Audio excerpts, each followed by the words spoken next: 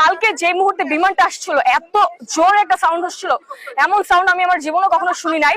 যখন এই যে আমার বিল্ডিং যেখানে 5 নম্বর প্রজেক্ট যেখানে মেয়েদের ক্লাস হয়, সেই বিল্ডিংটা ওই বিল্ডিংটা ছাদ থেকে প্রায় 5 হাত উপর থেকে রকেটটা এসে এখানে পড়ছে, পরে ধাস করে যে একটা ব্লাস্ট হয়েছে, এমন জোরে ব্লাস্ট হয়েছে এখান থেকে যে এই পর্যন্ত প্রায় 5 তলার উপর পর্যন্ত আগুন ছড়াই গেছে।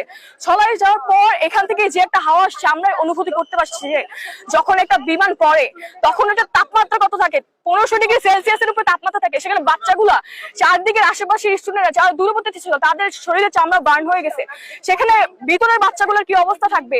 বাহির থেকে যখন আমি দেখতে পারি এই জিনিসটা, আমি নিজে তখন সেই মুহূর্তে ফায়ার সার্ভিস আসে নাই, আমি আমার ফ্রেন্ডকে নিয়ে, আমি তো বিএনসিতে ছিলাম, বিএনসিতে আমার পোশাক পরা ছিল, আমার ভাইভা এক্সাম, আমি এই জন্য নিজের জানে বড় না করে আমি তাদেরকে সাহায্য করতে আসলাম। 2-3 জন বাচ্চাকে আমি এদিক সরাই দিছিলাম যে তোমরা এদিক চলে আসো। কিন্তু আমি কিছু বাচ্চাদের যা আমি আমার জীবনে চোখে দেখি নাই,